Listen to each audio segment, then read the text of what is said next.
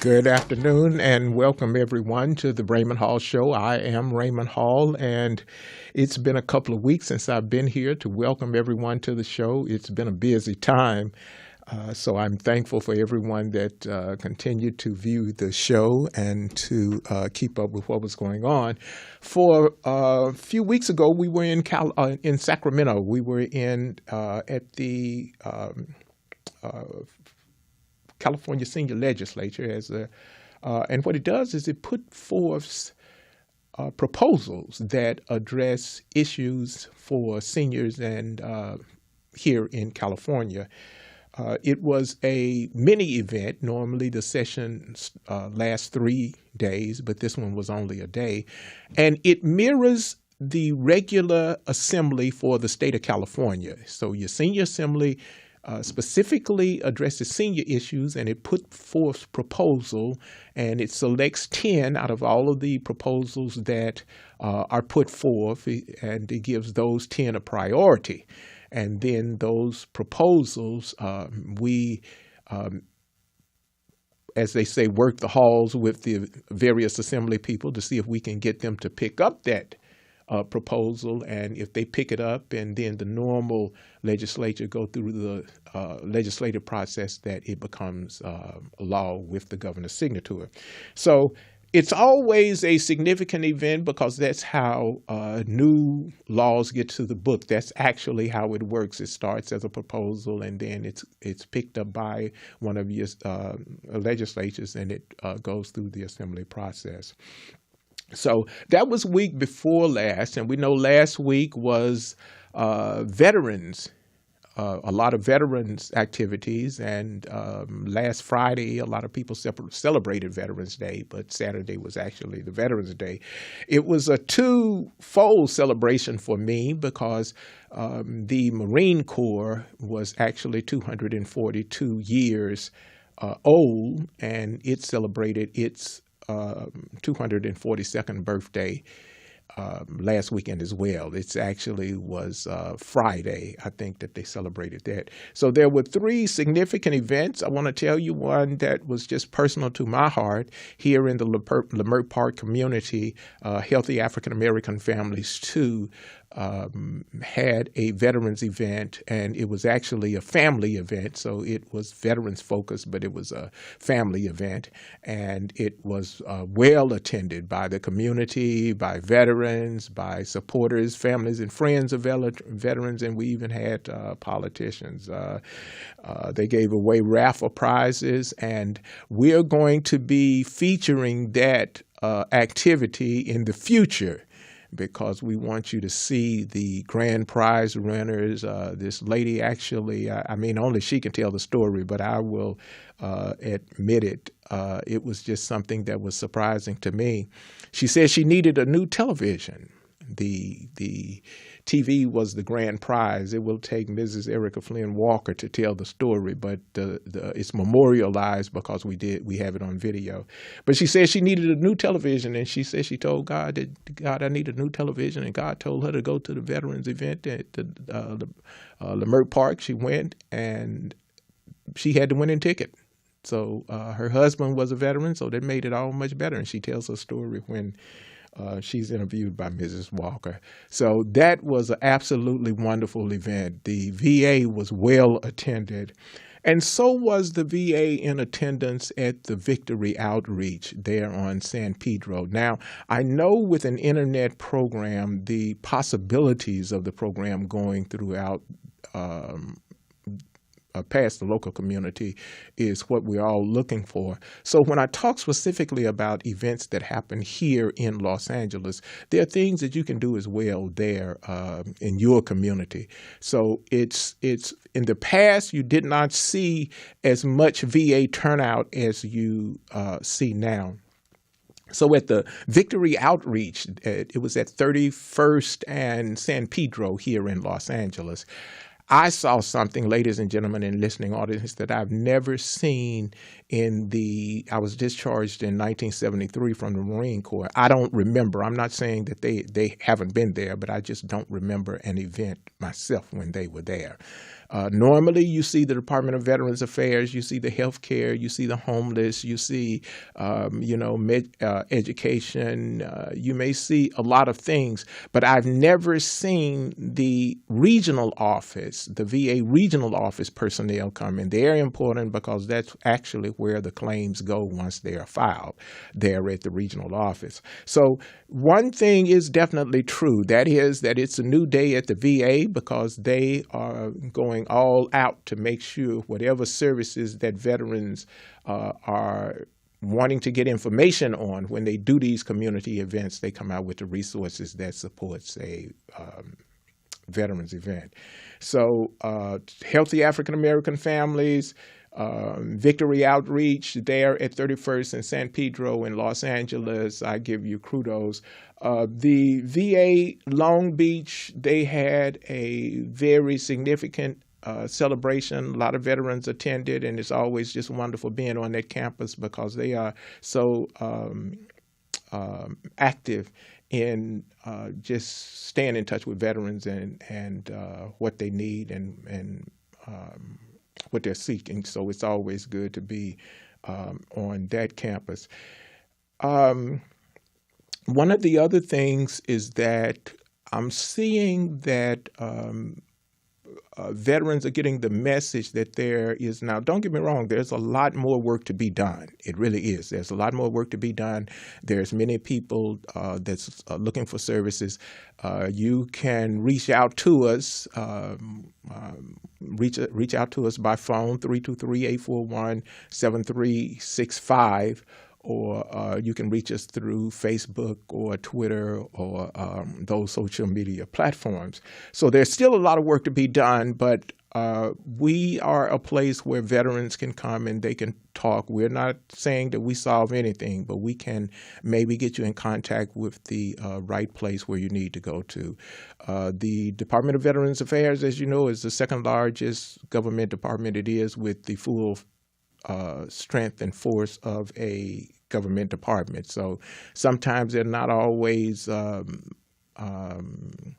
as attentive as we want to be, but they're dealing with a lot of veterans with a myriad of issues. So we have to understand that too. We have a unique show today. We have a call-in guest that I'm sure a lot of you all will remember, and we look to have her right here with us again. But today she's our call-in host, community guest and host, Mrs. Erica Flynn Walker. And we were talking earlier because there was a report that just went to the heart of why we are in the economic position to a degree that we are. And this report is titled Finding Home as a Person of Color. Now, she's going to talk to us about the author. It's really a dynamic article, and it gives us some numbers that are it just talks about how we're renters as opposed to buyers, and the wide difference between us as a people buying and other communities and those kind of things. But it's something that we should pay attention to. So we'll be having that conversation and having that dialogue a little bit later in the show. Which brings us to another point, and that point is this. We're seeing recently, I don't want to talk about the politics as we talk it. I realize something. The things that are wrong are the things that are wrong. I'm talking about people's history, okay?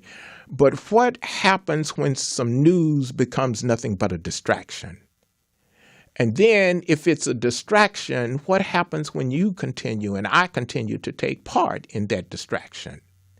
See, someone committing something 30 years ago, but you notice that one person or one group of people can commit something 30 years ago, and it's just a conversation, and another group of people can have a parole violation, and before you say violation, they're already in custody and on their way back to prison. So when does things get to be a distraction, and what is it distracting us from? Mrs. Walker and her guest, Tasha Rogers. We're having this discussion on housing, but it brought some things to mind. Keep in mind this. This government, through distractions, have been doing a lot of things. When they talk about the middle class, and I'm getting a little bit better, so I won't say the things that I used to say earlier, but I want you to think about something. They talk about middle class. It starts with middle class. The middle class is supposed to get a tax break. And then they talk about the rich and the ultra rich and all of those kind of things. And they're still coming up with silly stuff called trickle-down economics. We're going to give it to the rich, and then they're going to find a way to hire you, and you're going to be blessed by the trickle-down crumbs. That's foolishness. Okay? The things that are a distraction is a distraction, but what's important is the part we play in the distraction. Do you keep your television on looking at the distraction? Maybe you should turn that TV off and do something else. Read a book, go look for a job, do some other things. Because this is not a nice thing to say, and I don't mean it disrespectfully, but just consider this. If they're talking about middle class, what's up under middle class? Low class? No class? Kiss my ass class? Now, if you think it's not real, think about this. Why does a ticket that costs $12 for parking cost you $100? Because what they're doing is funding the government on those tickets that you pay for. The affluent communities, they don't have to look for parking in their communities. They got 5 and 6 car garages. It's only those communities where things are tight. You have buildings where building codes have allowed people to overbuild, and people are looking for parking places. So on any given night when the street sweeper come by, the people who go by before them give you a ticket if you're there. Now, the ticket is still $12, but they tell you, well, we want to increase this so they can help pay for schools. Well, if they properly funded the schools, the ticket wouldn't go up. Now, I'm not advocating that people don't need to get tickets for parking. I've gotten a few in my life. That's not the issue. The issue is it's the persons that can least afford things keep being hounded by the people who want to keep their money in their pocket, and the way they do it is to pass the money off to the people who don't have it. Why do you think one of the reasons is that they have put someone who is so dead set against public schools and they are privatizing the schools? Because the people who most often send their children to schools, they aren't raising any sand about it. Are they raising enough sand that somebody would not dare break apart a public school so it can be funded by private school, and then the private school doesn't have to have the same education level requirements that the public school has? Don't have to have the same credential requirement for the teachers that the public school has? Think about some of the things that we are doing as a society to contribute to it. And it's not just Raymond Hall talking. Look at what has happened recently that's encouraging. You have a 24-year-old that became the youngest person to ever be head of a political party, when this young lady said that no one had been trying to do anything in her state, so she decided she would. And at 24 years old, she's the head of that party in her state. Look at someone that says that this is the lifestyle of me. It's the issue of that person's lifestyle is not a question to me or a discussion here. It's the fact that that person says, this is my life, this is how I identify my life, and I'm going to do something with my life. So they did, and look at how they won an election. Unseated and incumbent that had been there several years. All of a sudden, the people that's been waving the King James Version and the New International Standard and the American Standard at you, now they say, well, we will not even look at that just so we will keep our party in office. That should tell you something, ladies and gentlemen. It should tell you something. Anything that someone tells you and it'll float this way today and float that way tomorrow, as long as the float is their way, that's not good for you. I'm not recommending anything for anyone. I'm asking you to do something that puts you in a better position. Just keep asking yourself, where am I? Am I with the affluent? Am I with the middle class? Am I with the no class? Am I with the low class? Or is somebody constantly telling me by the way they keep charging me to kiss their ass? Now, you can say what you want. Everybody know what church I go to. If you don't, I'm not going to embarrass the church. So I don't say Raymond Hall start talking about profanity all of a sudden. But at one point, you have to stand your post. And I'm an old Marine, and I'm standing that post today. What you're doing is you're contributing to it when you are biting into the distraction. There was a sign that I saw that I thought was brilliant. It says, run for something. You know, there was a time when we had a sign that says stand for something. This says run for something. I'm not asking you to do anything other than what you want to do. However you align yourself with whatever political party or not political party just says that I will be of service on my block. This is what the Raymond Hall Show is about. The Raymond Hall Show is about service. And I can't talk to you about service and not walk the walk. I got to talk the talk and I got to walk the walk. I've been given a platform by which to talk that I take very seriously. I'm not just here to run my mouth about anything, you know, and I won't judge what people talk about because what they talk about is important to them. This is important to me.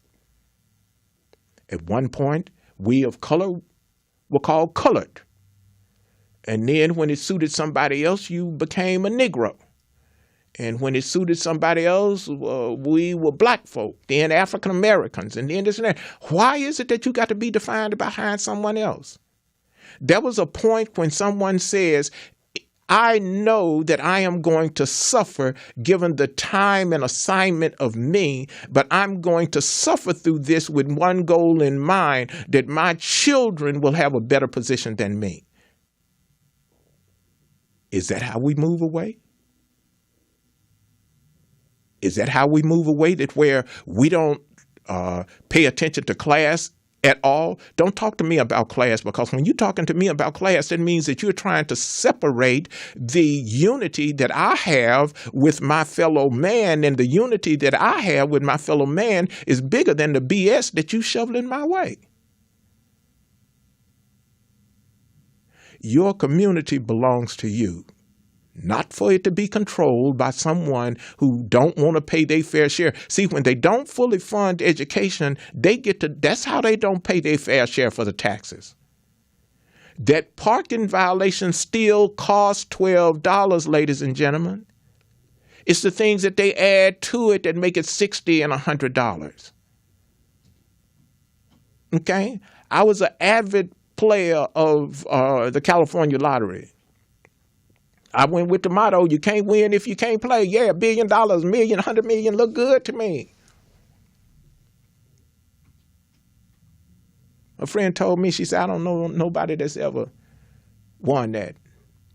And then she said, oh, somebody won something, so she couldn't say that. But her point was that too many people are playing and not enough people are being heard for the winners.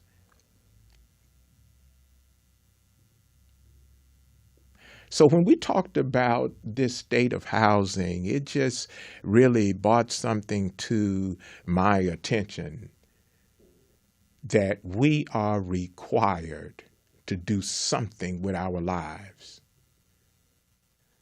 We should not be herded like cattle, and the thing that herds you is when you can say, I spend more time in front of a television than I do anything else. And I'm talking about this television because I was recently talking to some people, and I was asking them about their situation, and they kept coming back, well, the television, there's so much on the television, and the television, well, when is it that you couldn't turn the television off? Well, I don't want to miss nothing. What you gonna miss? The folk taking your money, still taking your money. The folk shutting you out of the job, still shutting you out of the job. The folk that don't want you to have an opportunity to buy a house near theirs is still doing the same things to keep the same thing going. Mrs. Walker talked about better than 50% of all of people of color, and the Hispanic community rent, and there's nothing wrong with that, but we rent all of our lives. We never move to that position of ownership, and that position of ownership is where this country has delineated. That's where the real wealth and the path to wealth is. At some point, we're supposed to change. If we see that things aren't going the way that they should go for us, we should make a change. Going into 2018, I'm not asking you to make a resolution. I'm not asking you to do anything. I'm just thinking about the fact that you'll still be here in 2018. What difference can you make? What difference can I make? If service begins with you and I, then what kind of service can we begin that will make a difference with someone else?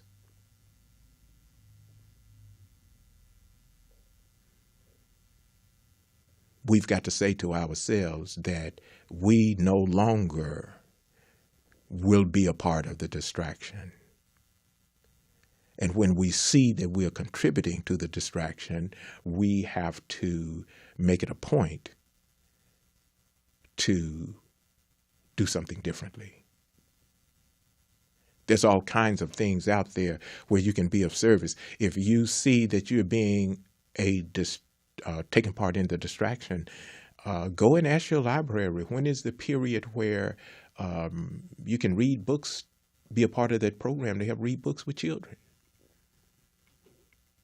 You know, what is the community center doing? What is the senior center doing? What if you're looking for work, try looking for work just an hour more. Try looking in 2 or 3 different places. If you look in the internet and can't find it, then where else can you look to try and find that job?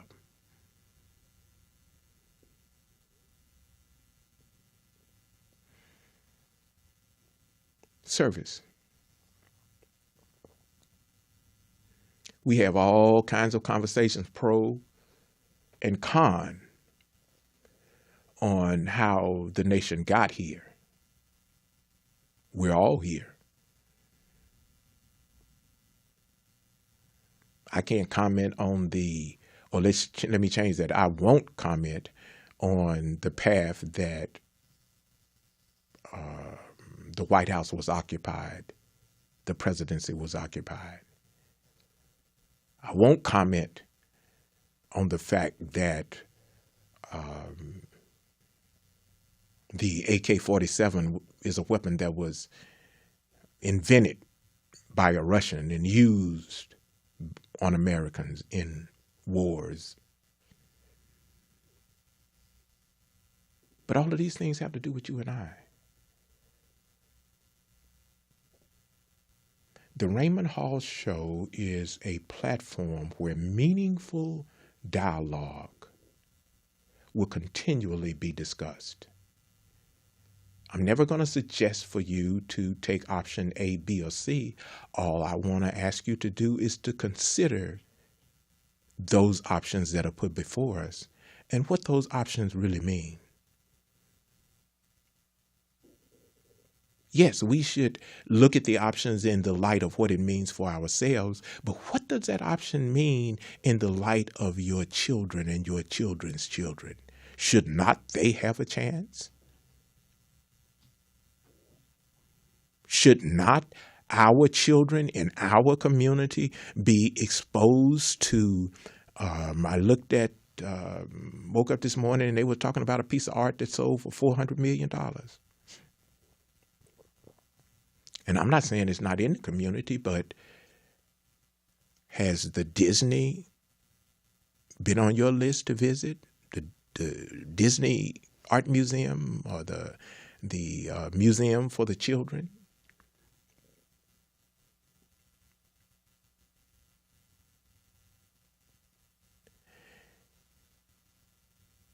Every healthy thing that was in the community, grown in the community, a point is made to remove it because that's something that they can bring back to the community and take your money.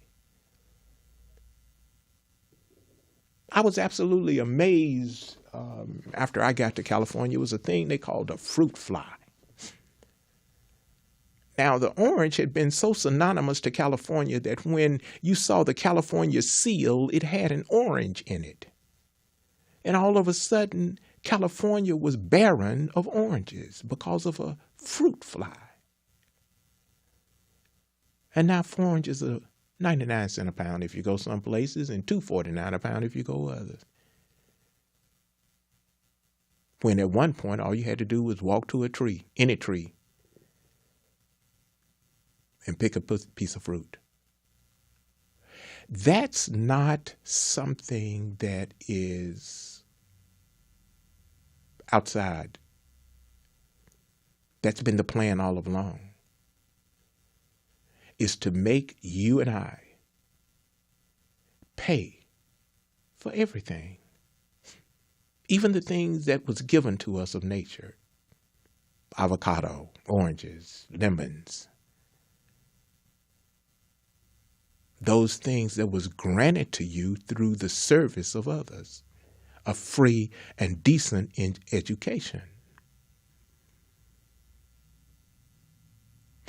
As we talk about the disparities between housing, look at where you are. It's not going to change overnight.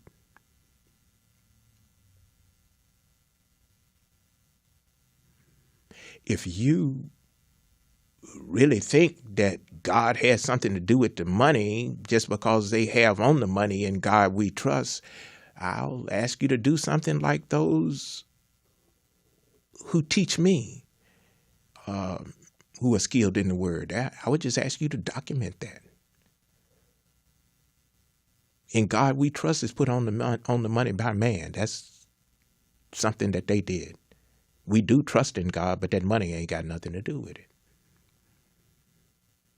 You see, anytime you see a system that greatly benefits someone at our expense, we today have to start taking a look at it. Now, why are these young people that have made this step and said that I will make a difference with my service, why is that important to our community? It's important because someone has given us a demonstration. Someone has given us an example of how to lead. They say, run for something. So run for your PTA. Run for your school board. Run for your neighborhood council.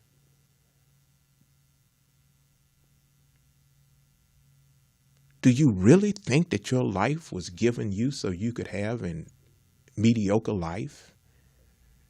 That you would not make a contribution through service to someone? You don't have to know the person that you're making a contribution to. Just be in the position to make that contribution.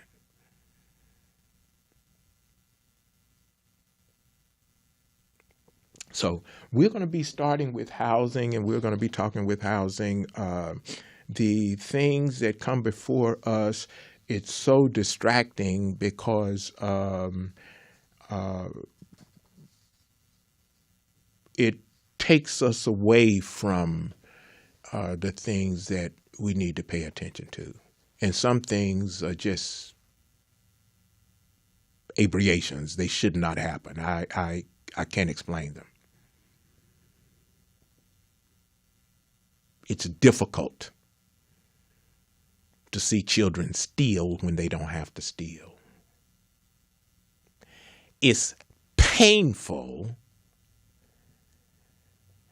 when someone who has demonstrated that they are not exactly concerned about our children, the children have to make a statement of gratitude. I ain't drunk and it ain't raining. I'm telling you the truth.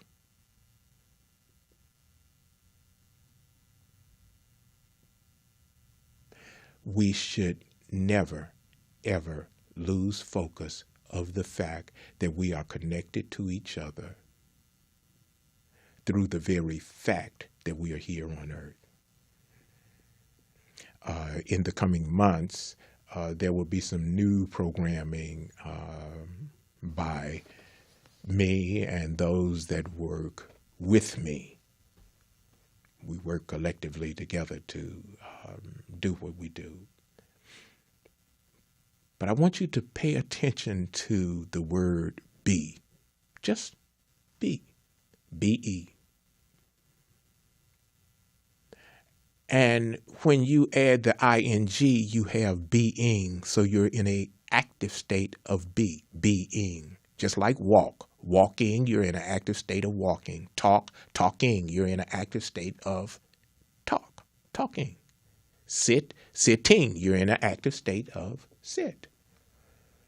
So be, you're in an active state of being, and as a being, as a human being, that means you have connection to other persons in an active state of be.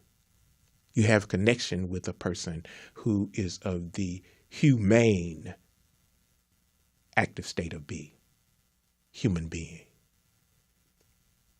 And as we recognize that we have kinship with this human being, that's where all of those things that, as some people call them blessings, as other people call it, it just comes because you're doing what you're supposed to do. And when you do what you're supposed to do, those things that are supposed to come to you through you doing what you're supposed to do is going to come to you.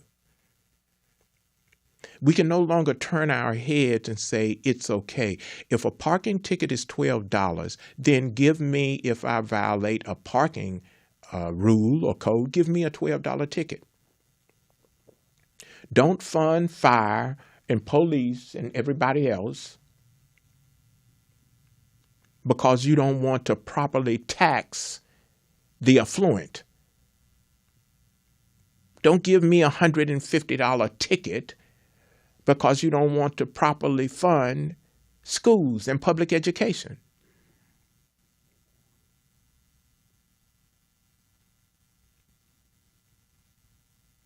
Everyone, run for something, stand for something, do something. And then I guarantee you, when you do go and look at television, you'll see it clearly. Why are all of the people that they put in this place of so-called power, the majority of them, a super majority of them, are Caucasians? But when you look at the fabric of your community, where is your representation there? Earlier, we talked about the preamble. Mrs. Walker talked about when she would go to her grandmother's house, and she talked passionately about how looking through the door of her grandmother's house reminded her of the preamble, because the preamble affords and guarantees certain things. And she knew as she walked in the door of her grandmother's house, it afforded and guaranteed certain things for her. And she talked about how others, that when they came to visit her grandmother's house, they weren't guaranteed. The guarantees were there, but their look into the house, their thoughts of when they came to visit Granny was a different thing. Well, I want you to look at something else as well. I want you to look at what is being afforded you through how someone who does business that benefit them but doesn't benefit you, but yet tax you. Where have you heard that? It's called taxation without representation. And the framers, you don't have to talk to me about the Constitution wasn't written for us and this and that. That was then. This is now. The framers of the Constitution, which covers you and I, said that no, it is not legal for there to be taxation without representation. You cannot continually tax a certain part of the community and you say, well, it's your fault because you parked. Well, who gave the ticket to build all those apartments on top of each other where there is no parking? Who is it that turns away their head to the fact that you have ignored certain things and paid attention to other things, and all of that added to the overcrowded living and parking and existing conditions in the neighborhood in the first place? See, you're going to have to scratch the dirt on your own consciousness. And when you reach an understanding with your own consciousness, you're going to have to say, well, I have a consciousness not just for myself. I have a consciousness that's supposed to help my neighbor as well as help those that are in the future of me.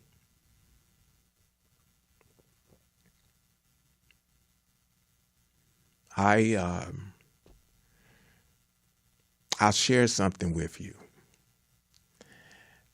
I didn't get it until I got it with Tupac. Now it's hard for me to get my radio off of him because I love his message. I love his message. I love his energy. And I am excited about how he speaks to a future community. 30 years ago is dead. What are you doing about the things that's coming up? We're going to take a quick break for a minute, and we'll be right back in a minute or two. Just give us a quick break. We'll be right back.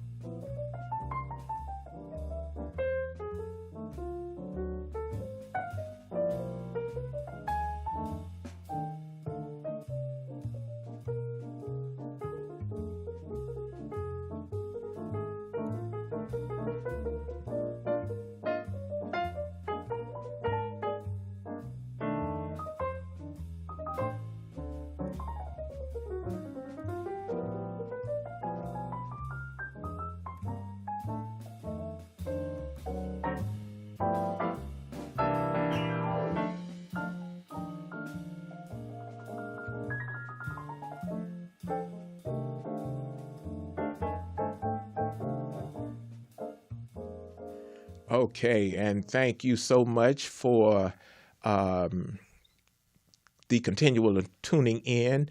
We have our guest that we talked about, Mrs. Erica Flynn Walker, a host of the Raymond Hall show, and her guest is Miss Tasha Rogers, and we were talking about housing earlier today, and that's one of the things that we want to talk about. Now, we only have about 10 minutes left on the show, so what we're going to do is if we have to, we're going to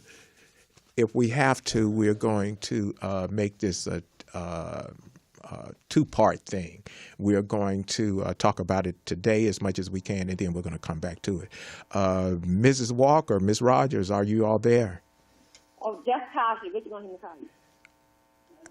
Tasha, Miss Rogers and Miss Walker. Yes, we're here. How are you guys doing today? We're doing fine. We've been talking about just community issues and those kind of things, but I shared with the listening audience that you had shared this article with me, and it was just so impressive that I wanted you to share those highlights of the article and what you all thought. So talk to us about it and tell us who authored the article. Where did the article come from?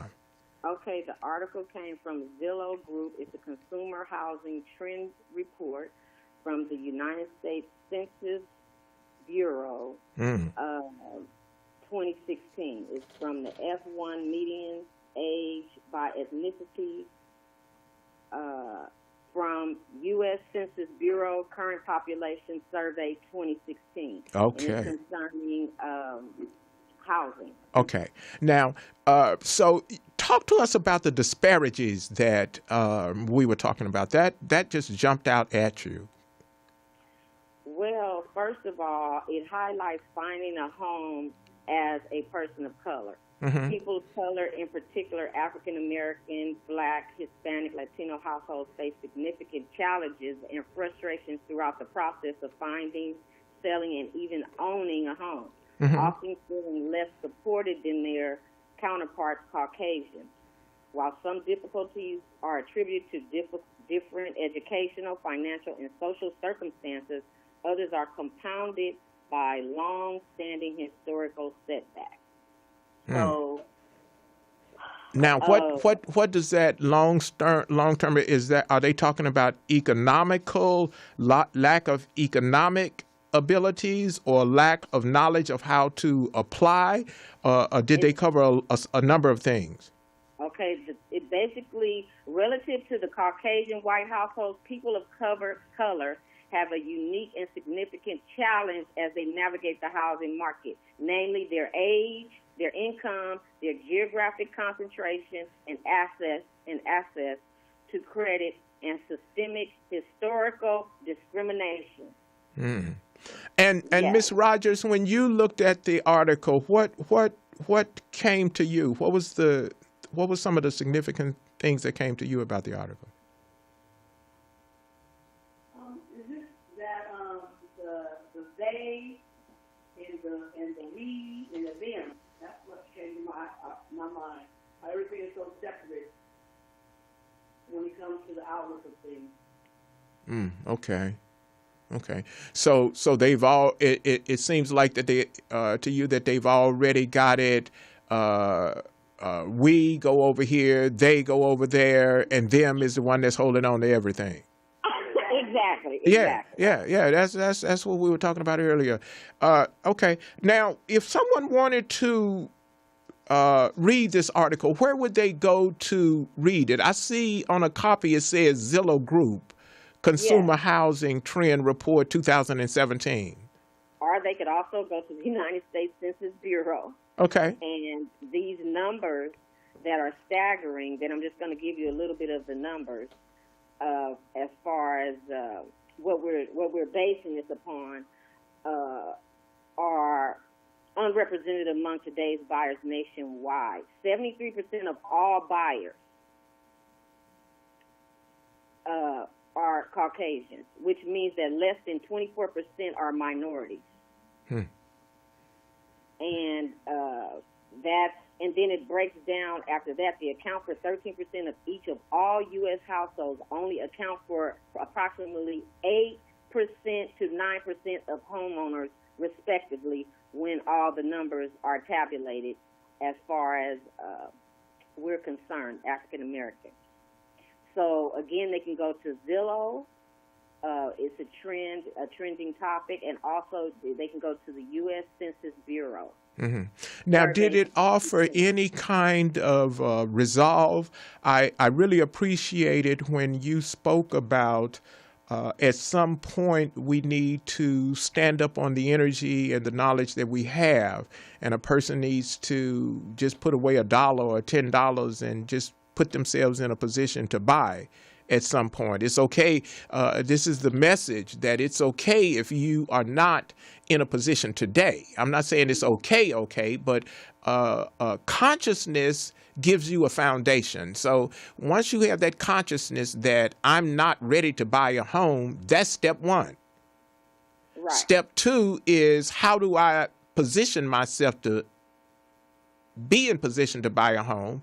And step three is repetitive. I keep doing over and over those things I need to do to put myself in a position to buy this home. Well, let me just start by saying this is all just from, I'm giving my perspective. Tasha has her perspective on what needs to be done. There's three things: your mindset, your demographics, and your what was the third thing? Your mindset, your demographics, and your execution.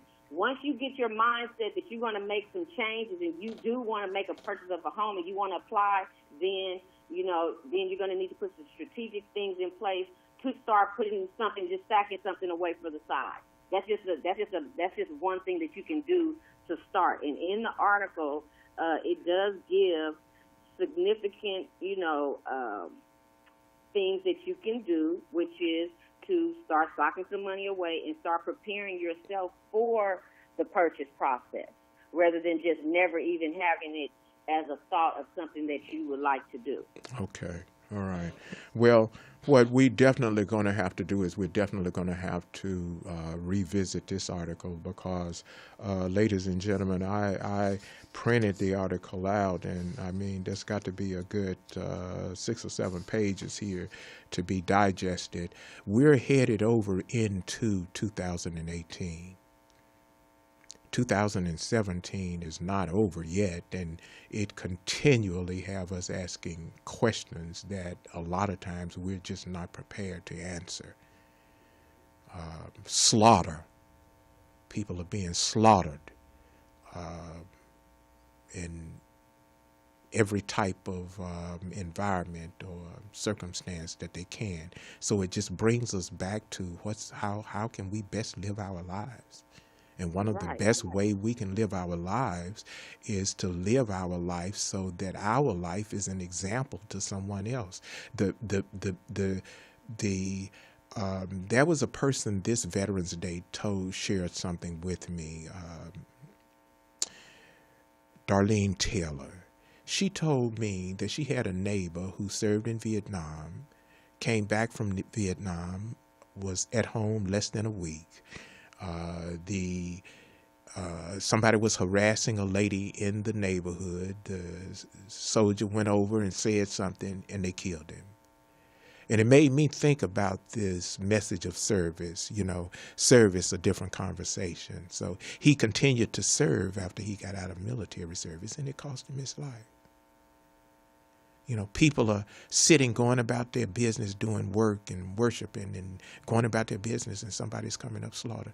We need to pay attention to get as much out of our lives as we can.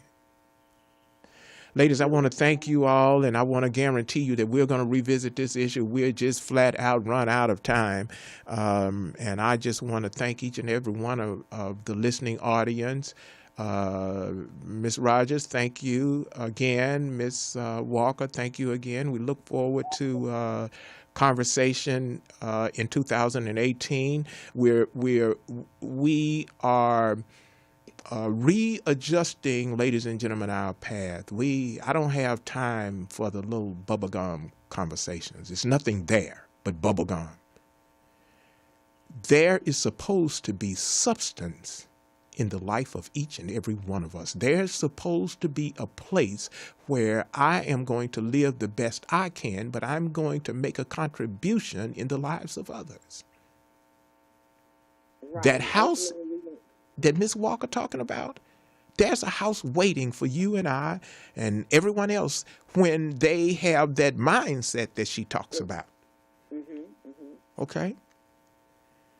And then they need the strategies and then the execution, because ultimately we all want to be satisfied and feel that we are a part of the society that we live in, and we all have equal opportunities to each and every thing that we set our hands for, which is, just to live a decent, clean, happy, fulfilled life. Okay. That's what we all want, right? That's what we all want. Well, I'm going to leave you like I started today. Everybody be talking about the middle class and the upper class. I'm telling you about what's below it. You got the low class, the no class, and when they charge you all that money, they telling you to kiss my ass. Because they taxing you with that money, so the rich don't have to spend the money. You stand up somewhere where you say, I ain't part of your no class, I ain't part of your low class, and I tell you to come on across the other side of town and tell me to kiss your ass. You start paying your fair share, Mr. Gazillion Billionaire. You start funding schools the way they're supposed to be funded. You start paying for health care and education the way it's supposed to be. This is a land where service has afforded all of us the opportunities to have an opportunity. It's true. I do concur. We do concur. Well, thanks a lot to all the listening audience. We appreciate it. And we look forward to following up on this conversation, because it's a very in-depth conversation that we can't just, get into. But we do look forward to next time. Have a great day. This is the Raymond Hall Show, and we are thankful for each and every one of you. We'll be back this time next week. And to all of the audience, tell a friend to come on with you and join us. You can follow us on the social media platform. Again, our number is 323-841-7365. I'm your host, Raymond Hall, and as they say, I don't have to leave, but I got to get out of here. Bye-bye, everybody.